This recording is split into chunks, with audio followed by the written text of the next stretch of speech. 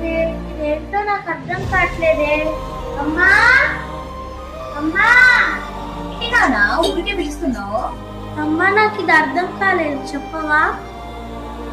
ఏంట్రా, నేను ఇప్పటికే చాలా పనిలో ఉన్నాను. నువ్వు వెళ్ళి చేసుకోపో ఏదో ఒకటి, నేను తర్వాత వస్తాను. పో ఇలా కూర్చొని వేరే చదువుకోపో.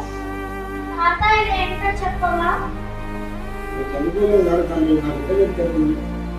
అమ్మా అమ్మా చెప్పవా? అమ్మా చెప్పవా? ఇప్పటిదాకా పని చేసుకొని వచ్చి ప్రశాంతంగా ఇక్కడ కూర్చున్నా లేదో బుక్ పట్టుకొని ఊరుకొచ్చేస్తావు. కాసేపు పోయి కూర్చోపో, ఆడుకోపో, ఏదైనా పని చేసుకోపో, తర్వాత చెప్తాను.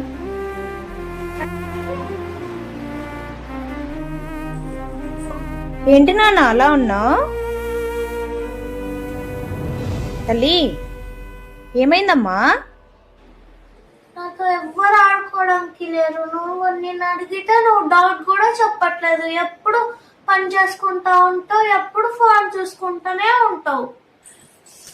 సారీ నాన్న, సారీ తల్లి, సారీ చిట్టి తల్లి. నేను పనిలో పడింది, నేను పట్టించుకోవడమే మానేసా. నన్ను క్షమించవా ప్లీజ్? ప్లీజ్ తల్లి, ప్లీజ్ ప్లీజ్. ఇంకోసారి అస్సలు అలా చేయను. నేను ఫోన్ చూడను. ఏ పనిలో ఉన్నా తర్వాత చేసుకుంటా. నిన్ను చదివించిన తర్వాతనే నేను ఏ పనైనా చేసుకుంటా. ప్లీజ్ తల్లి, ప్లీజ్ ప్లీజ్ ప్లీజ్ నన్ను క్షమించవా ప్లీజ్? నువ్వు నా బంగారు తల్లి కదా, బంగారు తల్లి. Thank you so much. Parents, దీన్ని మీరు ఎలా అర్థం చేసుకుంటారో మీ విజ్ఞతకి వదిలేస్తున్నాను. Thank you.